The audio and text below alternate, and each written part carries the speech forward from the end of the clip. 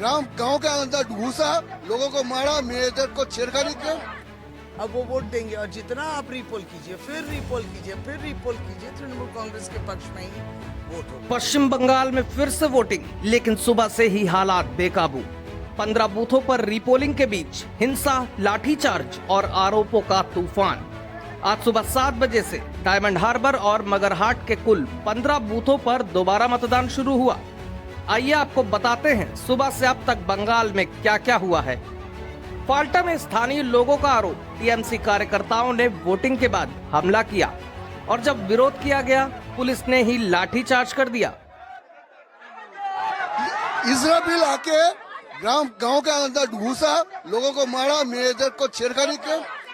यहाँ का जो प्रधान है, इधर का जो मुखिया ग्राम पंचायत का जो मुखिया है, तृणमूल पार्टी का, इधर तो वोट नहीं होता, सब चुन के नहीं आता, वो हो जाता है। तो जहांगीर का ये लेके वो इजराइल आया, ये किया और किया, जो हम रात में आते हैं मेरे को रेप करेगा और काट के आपको फेंक देंगे।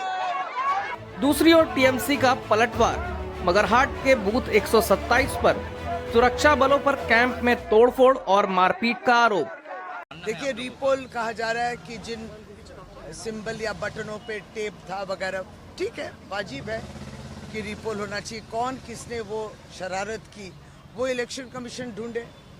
लेकिन आज जो रीपोल हो रहा है, इस रीपोल में भी जनता जो है समझ भी जाएंगे कि जब 29 तारीख का निर्वाचन खत्म हुआ उसके बाद गैस के दाम फिर बढ़े, ये भी समझ उनको होगी।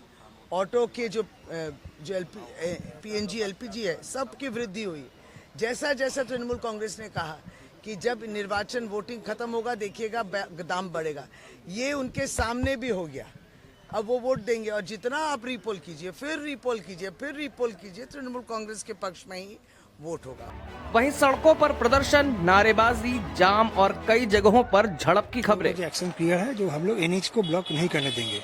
अभी पोल चल रहा है, रीपोल चल रहा है डायमंड हार्बर पीडी में, तो अगर एनएच को ब्लॉक कर देंगे तो कोलकाता से काट हो जाएगा डायमंड, तो हम एनएच को ब्लॉक नहीं करने देंगे। यही स्थिति है हम लोगों का, यही स्टैंड है। तो मांग वगैरह की बात कर रही है, मांग जो है वो उसके बारे में केस भी हुआ है, case subject to investigation.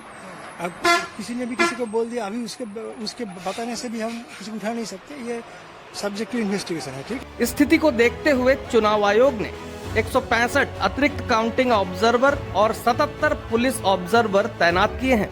Bengal में वोटिंग तो हो रही है, लेकिन सवाल वही है, क्या ये चुनाव शांतिपूर्ण हो पाएंगे या फिर सियासी टकराव ही बनेगा सबसे बड़ा मुद्दा।